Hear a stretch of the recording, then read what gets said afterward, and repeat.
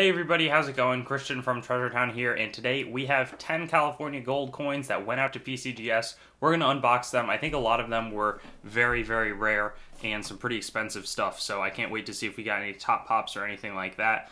There was one coin that I don't think they ended up holdering because it's super, super rare. NGC does have a holder for it, so I'll talk a little bit more about that. And then before that, we're going to talk a little bit about California gold in general, so you can skip ahead if that's not something you're interested in. I'll have some sort of bar or something that'll show you the timestamp for that, but I'll probably do like a minute and a half about these California gold coins.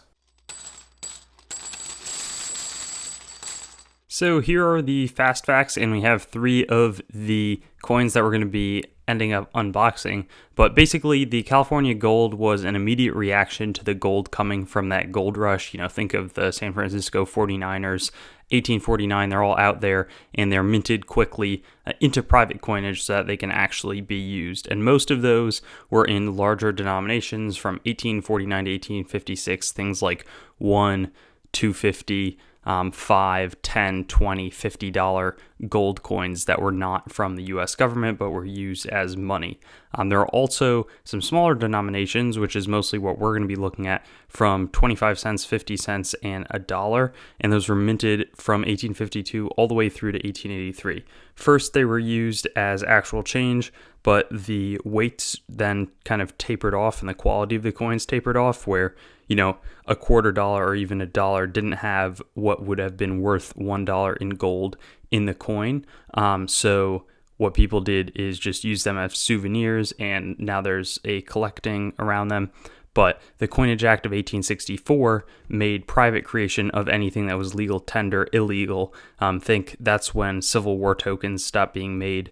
That kind of wiped that out, but it also wiped the California gold out. And there was a Secret Service visit. I don't know too much about that one. In 1883, they visited all the people making the gold and pretty much shut down the small denomination dated gold coins. So people could still kind of put gold together, put it in a round shape, that sort of thing, but they didn't really resemble coins as much. So with that being said, let's go to our unboxing. And now that we've established that, let's get the box open and we'll just start seeing what we've got.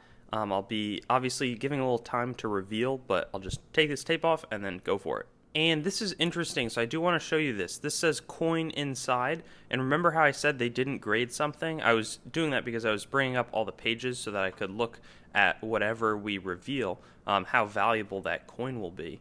And let's just, I guess I can just start this. I'm going to put my phone down on the case, and we'll take a look at what is actually inside, because I've never had this happen. You know, I've done some unboxing videos, but it's not like I submit to PCGS personally tons and tons, and I've never had something like this.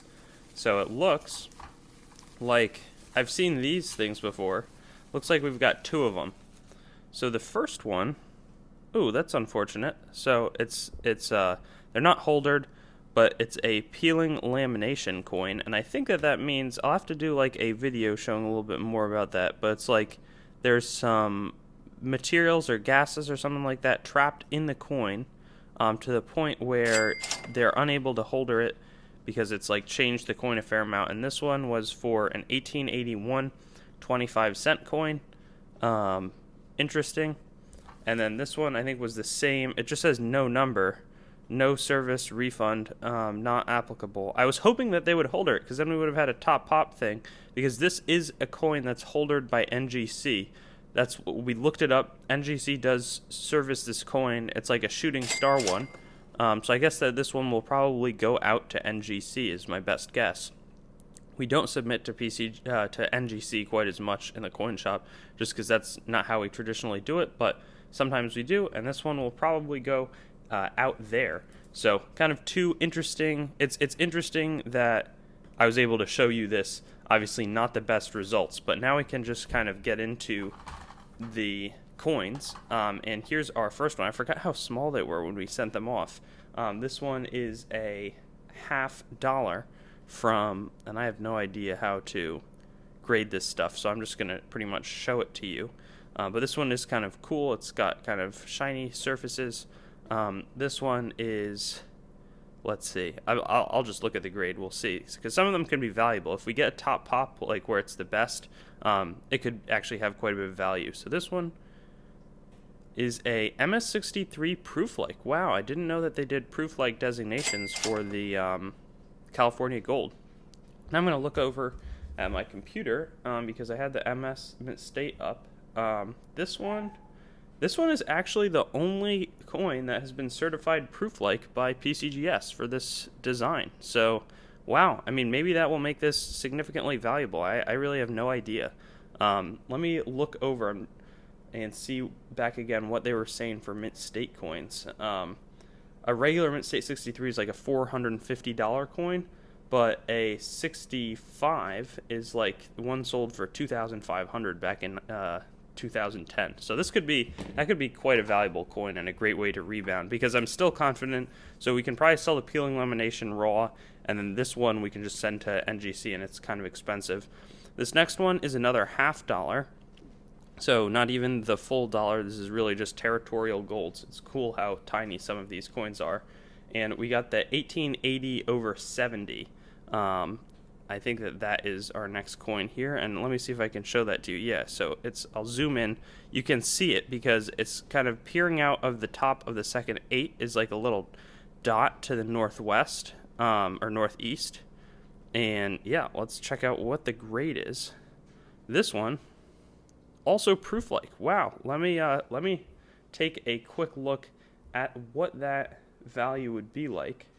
And it's Mint State 63. I'm just looking over. Sweet. So there's only 5 proof-like coins. This one's the lowest pop. There's 3 in proof-like 63, 1 in 64, and 1 in 65. Oh, that's awesome. Phenomenal. I mean, that's probably like a $500, $600 coin. That's like real money. Because again, these all came from a huge deal, and I think we've been able to make back our money on it. So now everything's like a bonus. This one looks like it's 8-sided, and it was seriously a pain to certify all this stuff because there was a bunch of it that like there would be like 15 different, let me bring this up. There'd be like for the BG number, you try to get it right. There'd be 15 different ones. I think that I actually got it right on all of them, which I was happy about. But let's see what this is going to be. I feel like this one looks proof-like, but I have no idea if it is or it isn't. It's in really nice shape to my eye. And yeah, maybe it's not proof-like on the back as much, but a $0.25 from California. I mean, these are just such cool items to actually look at. But let's see. Looks like 65 is going to be $900, though they're selling for a little less, like $600-700. There's one Mint State 66, which is like a $1,500 coin. We'll see. And it's a 64, so not massive value. One recently sold for like $350, but again, the grading fee was like, I think 50 a coin or 55 a coin, which is expensive, but you can't sell this raw very well. Once you have it in a holder, it's going to be a lot easier to sell. There's some coins that you need to know, like is it a coin where it's much easier to sell once you've got it in the holder? And I think that in this case, all of these will be. This is a $0.25 from California. Again, now that I know to look for proof likes, I don't really know if what we have is or isn't. 1876. It's got an interesting Indian headdress design. And let's see, the goal would be 65 would kick up pretty sharply to maybe a $800 range or so. 64 is, well, one recently sold for like $700. So let's check it out. Mint State 64, nice, cool. So that one is probably valuable as well, probably like $600-700, which is really a solid coin. So cool to see how little gold gets paid so much for. And again, really, once you're targeting the range of, a high-end one, that's when they really kick up. This one looks a little bit more worn at first, and there's not even a D there isn't because it says Cal, but the Cal is pretty worn away. I think that often there was just some weak strikes and stuff, so that's to be expected somewhat. And for this one, we really do, I'm trying to look at what the top pop is. There's 2 in 65, but I just don't think that this one looks like a 65 coin. I could even see this being like AU58, but again, I've never graded any of this stuff, so I really don't know what is where and what isn't. It's kind of neat how it has that large L right there. Just kind of a weird placement there. And it feels, it feels significantly earlier than some of the older stuff. But I'd say either high AU, low mint state, because it could just be a weak strike. Mid state 62, that's cool. A little bit higher than I would have actually guessed. And that's probably worth about, the price guide says like $300, maybe $250, but in that range. So we definitely got a kind of cool find there. And it looks like we've got 3 more coins to go, obviously getting progressively older. This one is a $0.25 from California. And we'll just look and see what the valuable, if we could hit a mint state 65, that would be incredible. Mint state 64, though, is still like a $700 coin. So there's a lot of good stuff out there. It seems like it falls off sharply in mint state 63, where they sell for like $300 or so. So we'll see what this is. It looks pretty good to me. There are a few nicks kind of around the coin, but again, what is the average wear pattern for 1870? I really don't know. Mint state 62, so that's probably not quite at the super valuable range. It looks like price guide says 400, but all the recent auction results from like 2013, 2016 are saying like 270, 250, and I don't see too much that's new, so that's cool. I mean, again, it's still, we're not going to lose money on the coin. The only one that we probably lost money was the peeling lamination one, and I actually don't know exactly how much that would be kind of worth and in what range. This one is a really crisp looking coin from 1868, and there's chance that this one would be pretty valuable if it's mint state 67, which would be like a $2,500 coin. 66 is like $700-800. 65 is less. That's like 400. So we're really hoping that this 66 is.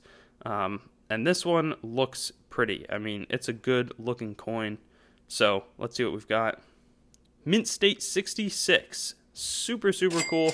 Crazy that gold from 1868 is still, that grade is a very high grade. That means that it's exceptionally well struck, really great preservation.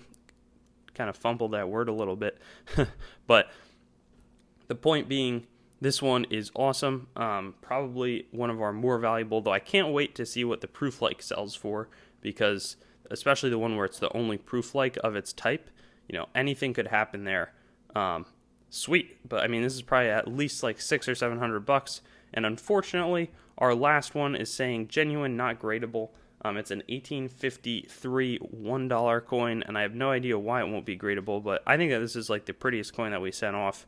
It probably has to do with that marking back there, but I just think that it's like a mini octagonal gold coin, and it's just a pretty one. So, anyways, I mean, I think that this, I can't tell if this is worn. I'm gonna just say it'll be Unk detail, but it could be AU easily because there's not all the original luster. Maybe it's like it was different. I was surprised that other one came back mint state 62. I thought it was definitely AU.